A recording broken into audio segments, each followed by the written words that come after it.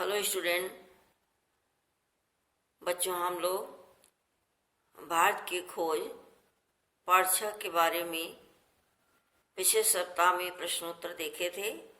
प्रश्न था, capitation charge किसे कहा जाता था, अंग्रेज इसे किससे वसूलते थे, अंग्रेजों ने न चाहते हुए भी भारत में शिक्षा का प्रसार क्यों किया, राजा राम मोहन राय कौन थे, वेदों की ओर लौटो किसका नारा था।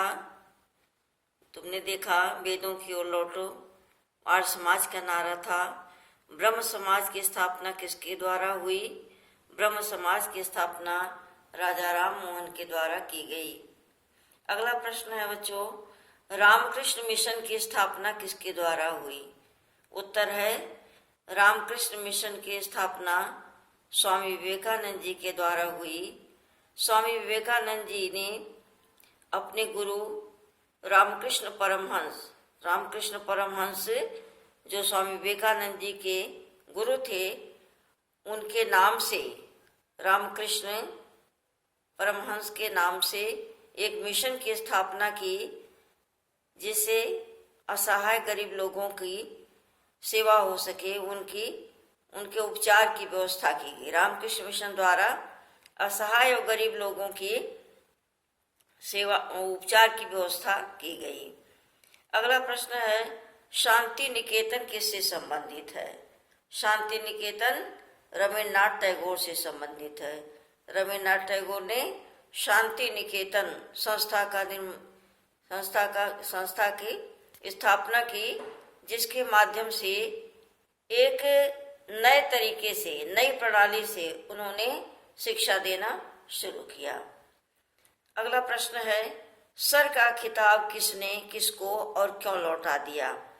सर का खिताब रविन्द्रनाथ टैगोर ने अमृतसर हत्याकांड से नाराज होकर अंग्रेजी सरकार को लौटा दिया। बच्चों, रविन्द्रनाथ टैगोर को विशेष कविताओं के लिखने के लिए, विशेष कवि के लिए सर का खिताब उपाधि अंग्रेजों ने दिया था। जब अमृतसर जलियांवाला हत्याकांड हुआ, जिसमें अंग्रेजों ने समझौता करने के लिए भारतीयों को बुलाया था और बाद में सबको गोली से भुनवा दिया, इससे नाराज होकर रविन्द्रनाथ टैगोर ने सर का खिताब, जो उपाधि दिया था अंग्रेज सरकार ने, उनको वापस कर दिया। ठीक है बच्चों, अगला प्रश्न है, पाठ 6 का ही है, रामकृष्ण परमहंस कौन थे। अभी हमने देखा, रामकृष्ण परमहंस के शिष्य स्वामी विवेकानंद जी ने रामकृष्ण अपने गुरु के नाम पर एक मिशन चलाया, जो सेवा के भाव से किया गया था। अब हम देखेंगे रामकृष्ण परमहंस कौन थे। स्वामी दयानंद के ही समय में बंगाल में एक दूसरे ढंग का व्यक्तित्व सामने आया, वे श्री रामकृष्ण परमहंस थे। रामकृष्ण परमहंस स्वामी दयानंद के समय में ही बंगाल में इनका व्यक्तित्व, बंगाल के ही हैं ये भी।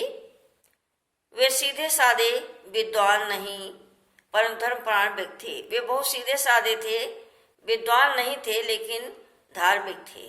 समाज सुधार में उनकी कोई विशेष रुचि नहीं थी। उन्होंने ऐसा कोई काम नहीं किया था कि समाज सुधार की भावना से हो, क्योंकि वो धार्मिक प्रवृत्ति वाले थे, वो पूजा पाठ करते थे। वे सीधे चैतन्य और भारत के अन्य संतों की परंपरा में आते हैं।